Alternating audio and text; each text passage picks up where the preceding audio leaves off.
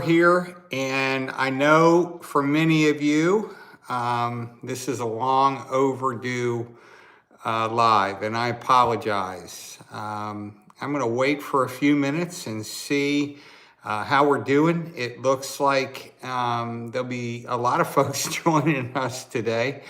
I hope and pray that we're able to have some interaction and get some of your questions answered. And just trying to figure this out here and wait for some folks to join us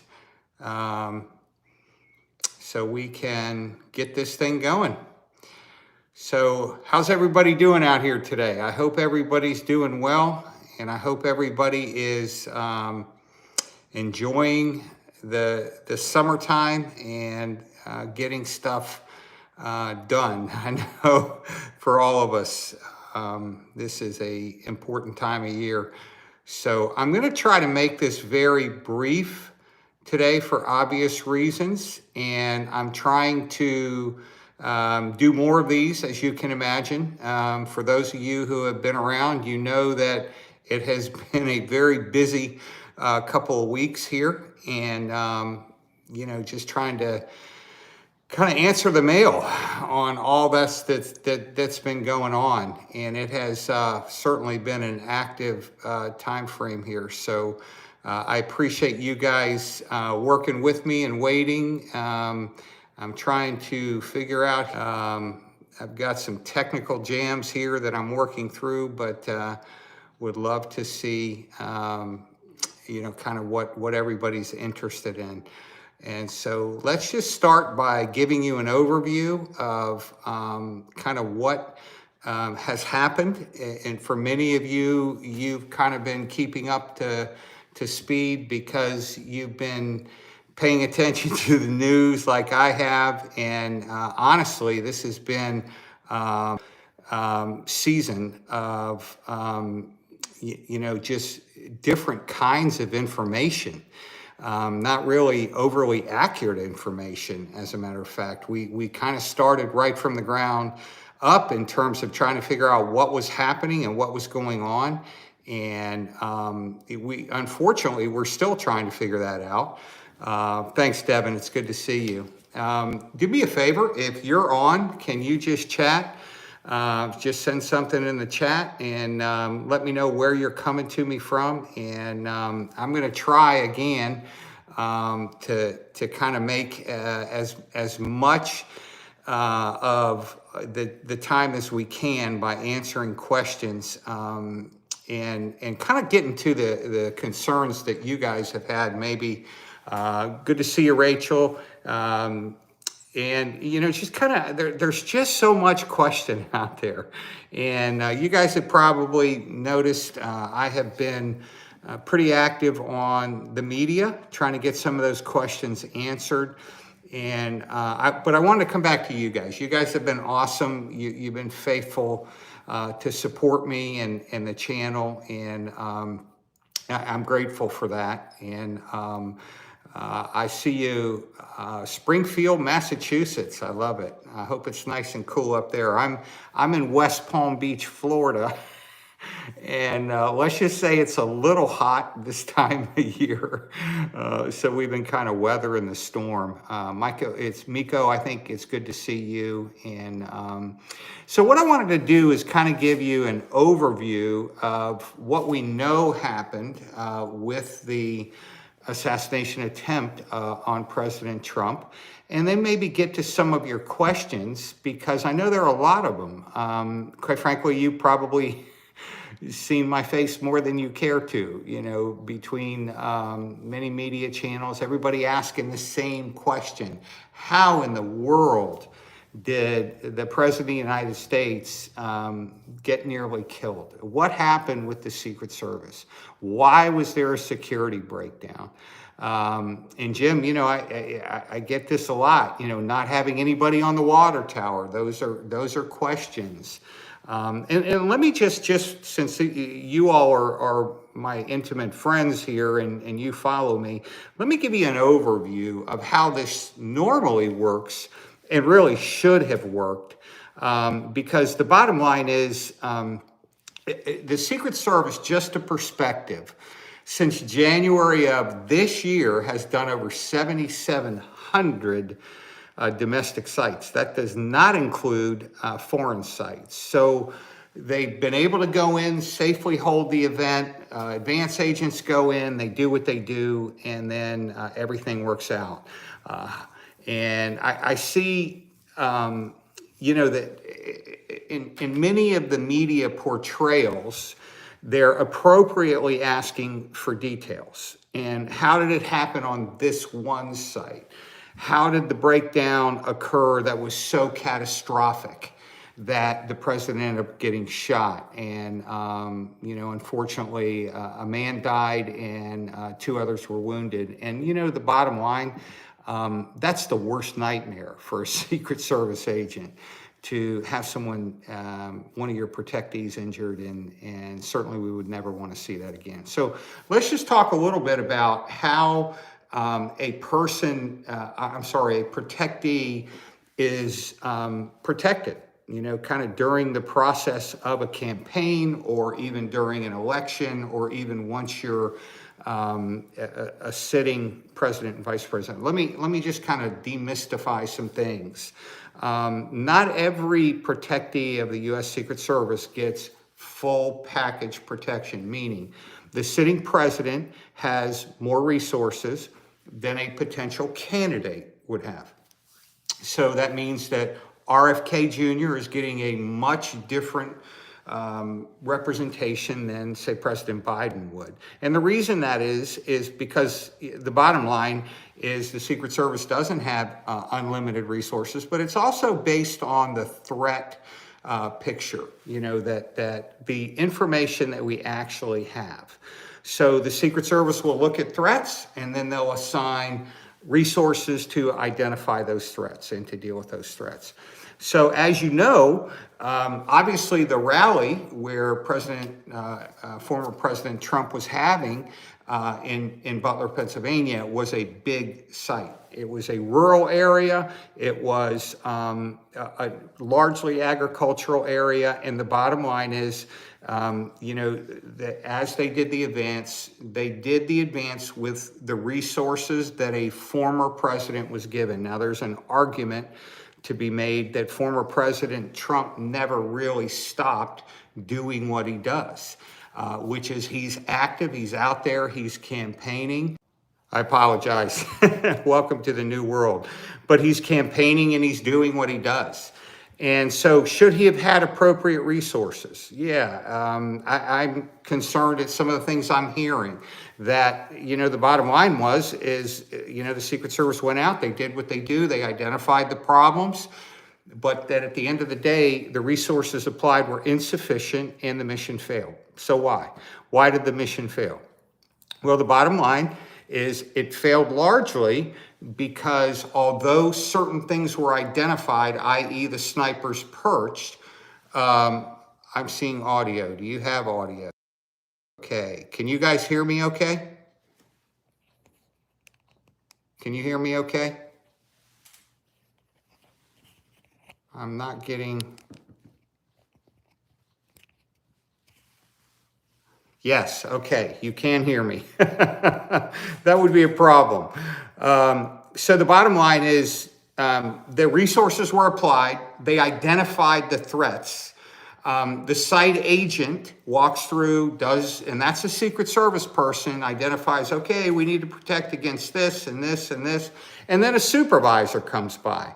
And the bottom line is he reviews the sites. Then they take all of the documentation of what they've learned, and this is an agent walking every square inch of that site and saying, okay, could this be a problem, this be a problem? And Secret Service folks are trained exceptionally well, folks, to identify where threats could come from and to mitigate them, not identify them only, but mitigate them.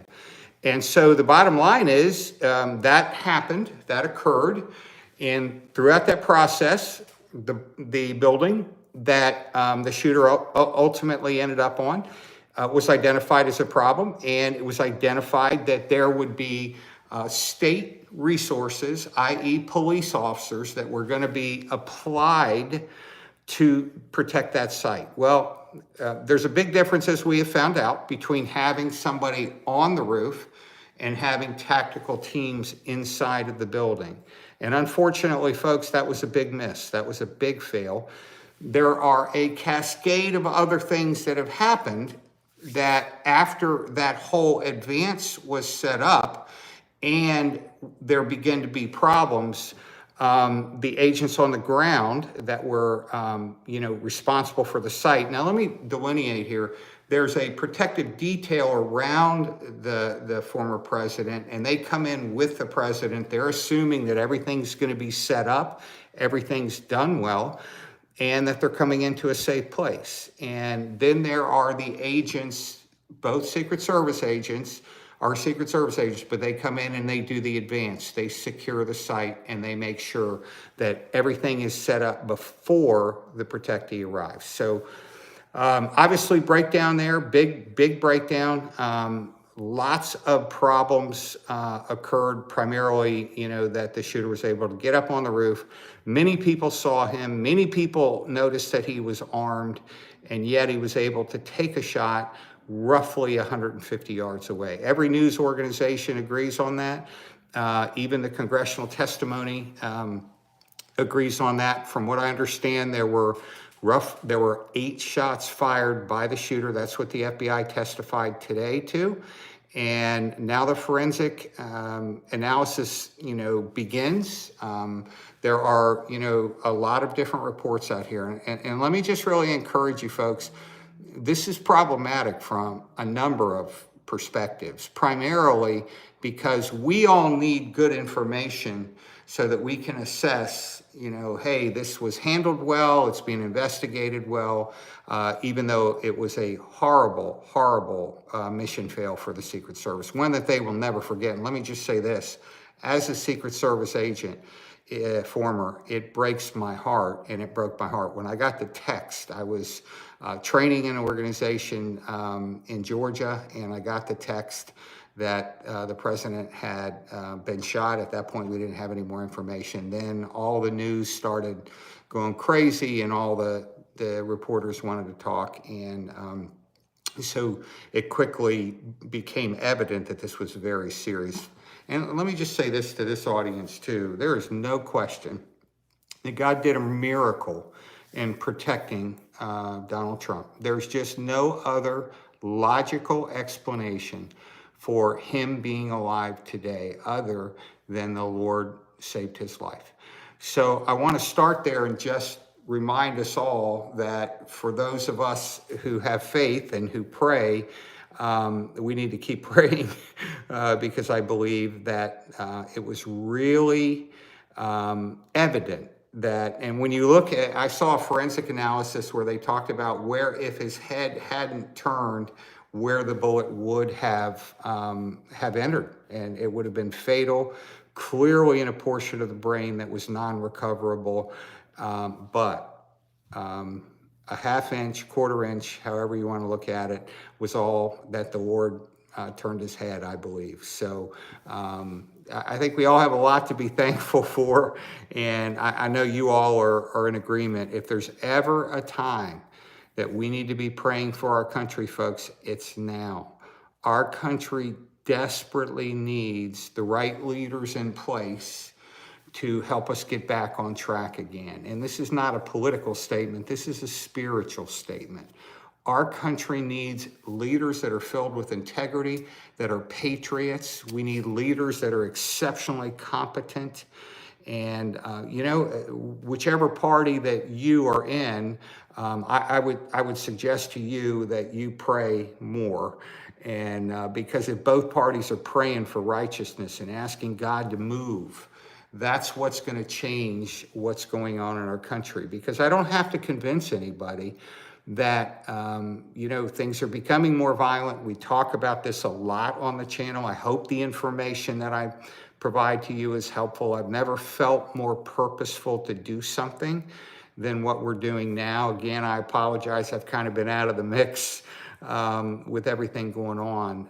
But I am grateful for your support. Many of you all have continued to send me encouragement And I do want to challenge you, though, folks. Now is a time in our country's history where all of us need to be prepared. We need to be wise. We need to think about what would we do if we didn't have the ability to get food for a period of time. What would we do if we didn't have water for a period of time? What would we do if we didn't have electricity for a period of time? How are you planning and preparing now to protect your home? What is your personal defense strategy when you go out? Your family needs a security plan today. And many of you have heard me say it over and over again. It starts with being alert and observant and aware, but also mentally prepared. Because it's one thing to be able to identify a problem. It's another thing to be able to mitigate that problem. Folks, that's exactly what happened with the Secret Service. They identified a problem. We have a roof. We know it can be an exceptionally bad thing if it's not mitigated. Unfortunately, there was a slip. It was mitigated, and unfortunately, all of America was shocked by what happened, and a man lost his life. So it's very important in this season that we're all prayed up and prepared, that we're doing things that we talk about on the channel. When you go out, you're putting phones away, you're paying attention, you're watching body language, you're listening to words, because remember that if you're prepared, you will be the exception. Most people don't pay attention, don't stay aware of what's going on. But then you also have to have a strategy. And I have a lot of folks that reach out and say, hey, Tim, I'm older, I can't do anything. Well, that's a lie, because you can do something. You can actually, if you're proactively aware and you're looking and you're paying attention, remember, it's not paranoia, it's preparation. You know what your capabilities are. You know what you can do. And the other thing is, you may be able to see something and alert somebody in a way that others can't. So remember, we all have a part in this play. So I'm wondering if anybody has any questions. I'm not going to make this a long one tonight. I just wanted to interact with you. Jim, it's good to see you. Denise, it's always, it's great to see the same folks being faithful, and many of you remind me that you're praying for me. Let me tell you, I think since Saturday night, I have done 34 interviews, media interviews, Fox, BBC, Australia, and I really, really appreciate your prayer covering. I understand that when you're given that attention, that it's important that your words are measured and wise. And I really, really, really appreciate those of you who have expressed that support. I'm going to get back in the channel again and start doing things soon. But I just wanted to reach out today. Does anybody have any questions about any of the media reports or anything that you're hearing that you're like, Tim, is this really true? Because I do get, my website, I do get a fair number of questions. Some of it, unfortunately, is related to, just a distrust of some of the leadership. And I will tell you, I listened to every word that Director Cheadle spoke in the hearing. And, I was disappointed that there wasn't more information provided. I think the American people have a right to know as much as they can, as quickly as they can when something like that happens.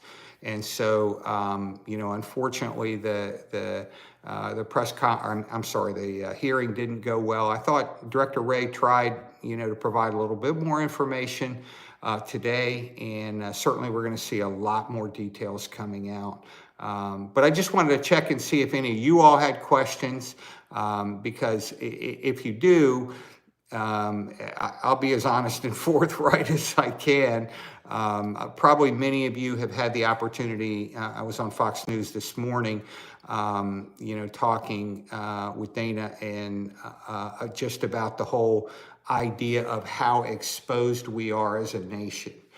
Folks, the information that the Iranians have been targeting Political leadership in the U.S. is really bad news. But I got to tell you, I am way more concerned with those that have crossed unnoticed into the U.S. from the southwest border. And we do know that there are a lot of folks that have crossed into this country with very bad intentions.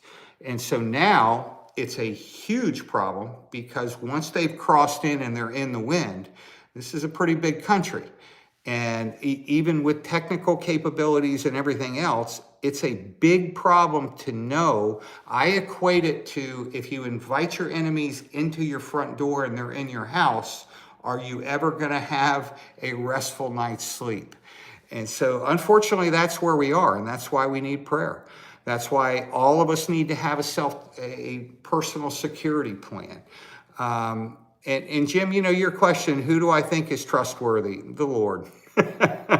I think it is. I think there are some very good patriots in our government. I will tell you that I know many Secret Service folks that are just flat out patriots. They are all in to protect the mission of the Secret Service and you know, to do what they do with excellence. And I feel bad because they've been devastated. You know, many people don't trust the Secret Service now. And it's like, you know, that's sad, because these are heroes. And the same in the FBI, and the same. But I will tell you, you know, I think the founding fathers had a wise mindset when they said, always keep the government in check. Always make sure they remember that they work for you, the American people. And I think, you know, that's something that might be lost these days. I think it's something, and you've heard me say this on a number of occasions, that it's time, folks, please hear me, please listen. It's time for every American to stand tall for the United States. It's time for you to get engaged. It's time for you to speak out, not violently or not in a way that is clear. When things are being thrown at us that we fundamentally disagree with, in principle or in practice, we have a responsibility to stand and say no, and then we have a responsibility to go and vote and exercise the freedoms that we've been given. Great question. Do you think an attack on the power grid is likely? Let me tell you, that is one of my greatest concerns. I don't know if you remember, but it wasn't too long ago where at several different locations, there were attacks on what they call the distribution centers. Very, very simple to do, very easy, and it resulted in thousands of people losing power for a significant period of time. So I do think, as you look at some of the cyber attacks, just think about it. Entire airlines shut down. You had 911 call centers like a week and a half ago shut down. Now, am I saying that's all, you know, the work of the enemy? I don't know. I find it very curious that our main infrastructure things or systems that we need could be, you know, quickly attacked and efficiently through cyber attacks. So I do think an attack on the power grid is something that you should prepare for. Well, what does that mean? Well, it means that you have some alternative sources of power. Obviously, for those that are able to set up some kind of regenerative solar power. Thank you, Selsworth. I appreciate that, brother. Thank you very much. The bottom line is, we need to be prepared, okay? So power, if you decide to go with a gas generator, you've got to have gas for the generator. People ask me all the time, what kind of generator do you think? I think, you know, if you can get a large tank, natural gas is by far the winner, because over time diesel will degenerate, and but you have natural gas power can be relatively replenished. But by far, solar is a regenerative power that you should consider. I think also, folks, that you really need to be thinking about longer term food supplies. People ask me all the time, well, what kind do you have? Well, there's Patriot food, there's Wise food. These are food, systems that are packed, they're sealed. I think they advertise 20 or 25 years of shelf life. And I do want you to think about, because the next question that follows is, well, how long should you have food? And or how much food should you buy? And I think the question is, how long do you need food? Because I do think we're in a season in our country that our grids are very exposed. And I think because our grids are exposed, things like power, water, food, you kind of really need them. But then the other thing is, you really do need to look at the security of your home. If you're in a city area, you need to be able to shelter in place for a considerable amount of time. What does that mean? Well, I don't know, because it depends on what we're dealing with. But here's the takeaway. If you aren't prepared and it happens, I want you to pause and think about that for a minute. It happens and you're like, uh-oh. You're now one of millions of other people who aren't prepared and who are in a serious crisis, because how do you do what you need to do to get that stuff when everybody else is competing? So I do, if nothing else, folks, please hear my heart. Now is a time for wisdom and preparation. Your family is depending on you. I always like to have enough where I could share. Now I don't want to paint the picture. I have tractor trailer loads. I wish I did, but I don't. But I do have enough, because I think it's important as believers that we're not just prepared for ourselves, but for others. So I got a question from Melinda. Hi, Tim. You might not feel comfortable responding to this question due to the fact that not all information has been gathered, but here goes. Do you feel a second shooter was possible or even likely? And you're right, I'm hesitant to speculate. Let me tell you this. I'm not ruling anything out right now. Nothing. Why? Because the forensic evidence is still being reviewed. We know that there were, based on Director Ray's report today, there were 8 casings found. Now, the good news is every second of that event was monitored via audio, which means that every shot would have been monitored, and based on the audio levels of the shot, you should be able to determine distance and location. So I'm not trying to evade the question. I'm just saying that right now, that this is why, guys, it's so important that the Secret Service gets out in front of this. Tell us what happened with the failure of protecting the president. But then the FBI's got to get out in front. I think Director Ray tried to do that. Today you could hear from the line of questioning that, the House is not overly convinced that all the information's coming out. And let me just say this, folks, for those of you who don't understand how this works, when a Secret Service protectee is attacked, then that automatically is the sole jurisdiction of the U.S. Secret Service to protect him, to get him out of there, and then to conduct its investigation on exactly what happened. Where was every post stander? Why was that roof not covered? And they're doing all that. On the other side of the railroad track is the FBI, and they're conducting an investigation that is focused on how in the world did this shooter get there? What's his background? What's his connections? Why in the world would he have been motivated to do that? And most importantly, is he connected with others? And so you've got 2 parallel but very different investigations, because the bottom line is, if you're not careful, we heard this today in the hearings, the congressmen are asking the FBI about, well, why didn't the Secret Service evacuate him, sooner? And, what happened? Well, that's not the FBI's role. The FBI's role is to talk to us about the shooter, why, how that happened, what his backgrounds, but most importantly, is he tied in to others that could do the same kind of thing? Is this a group? Is this an international organization? So in the days ahead, which was what's so frustrating about Director Cheadle's testimony, we're going to learn the whys of why the Secret Service failed. And let me just say this, folks. As you go through this process, you're going to hear more and more information coming out from the government, but then you're going to hear, like all of us, you're going to hear all kinds of theories, all kinds of, oh, well, this or that or this.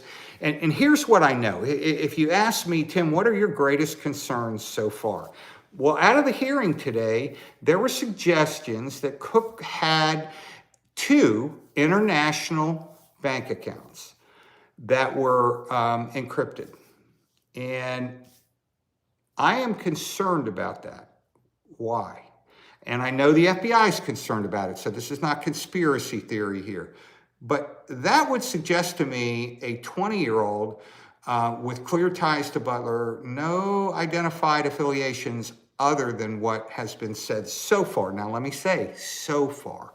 There's going to be a whole lot more information coming out, guys, because if you've ever been a part of an investigation, I've been an investigator, for many, many years, you think you're on the right track and then something pops. And that takes you in a different direction. And now pretty soon information is compiling and it gives you the whole picture. And so I think we're at a point where all of us want to know now what happened, but we're not going to know now what happened. And I think, by the way, I just figured out I am live during President Trump's rally. That was not intentional. I'll be honest, I've just been doing media, and I had a break, and I said, man, I got to reach out to you guys, so I apologize. So as we walk through this process, and I'm going to wrap it up, soon, it's just really important, folks, that you stay informed, that you know what's going on in the U.S.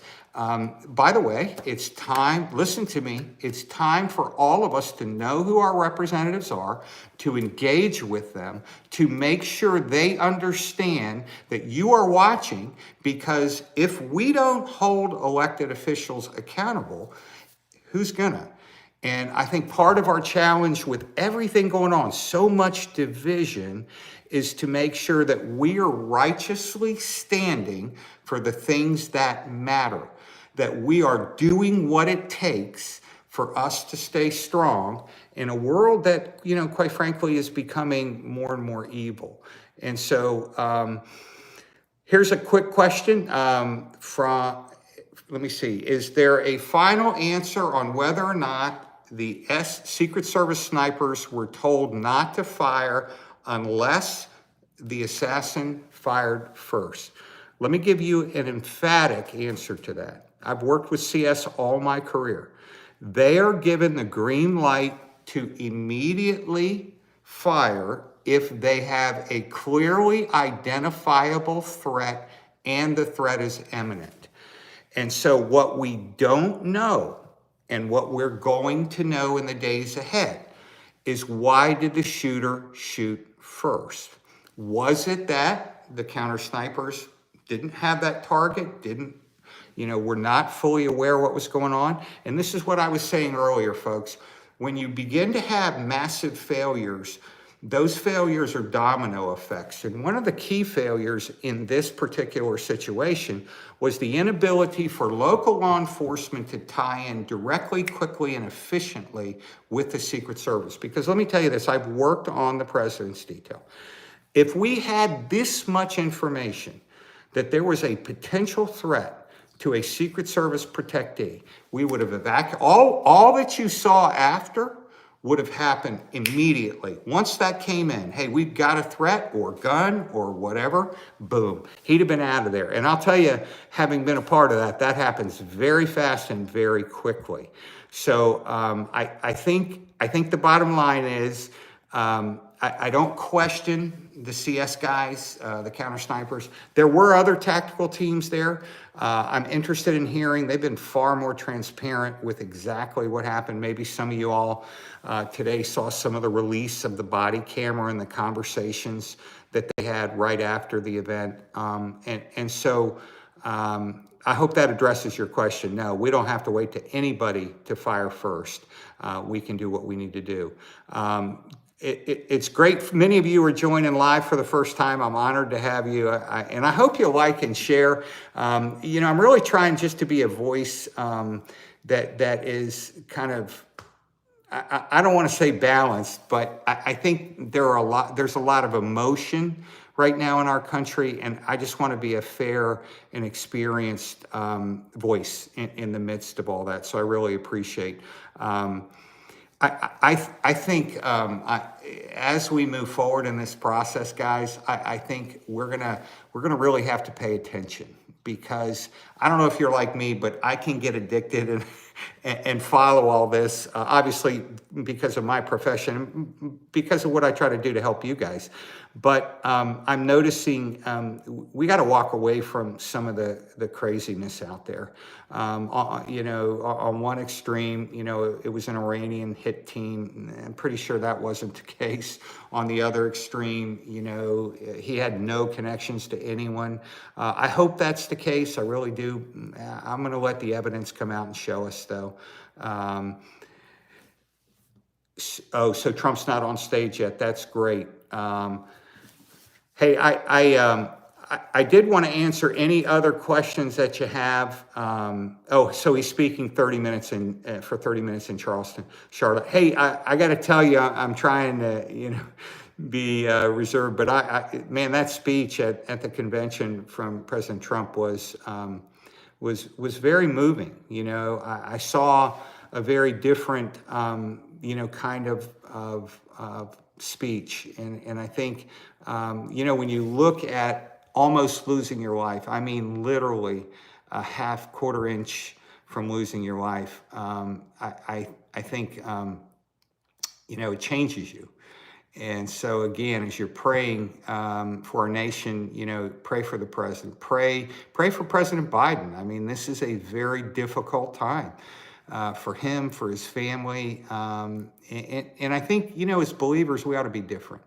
We ought to be praying for all of our leaders. That's what the Apostle Paul says. And I think, to be honest, it's easy to get sidetracked sometime and make the other party the enemy. But that's not helpful. It's not helpful for anybody.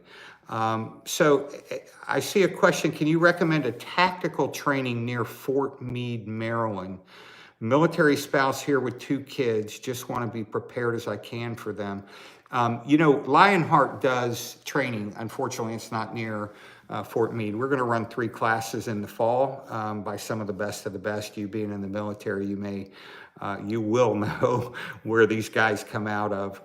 But unfortunately, that's in Okeechobee, Florida. We just did one in concert with Chuck Holton up in West Virginia, which would have been an easy jump for you.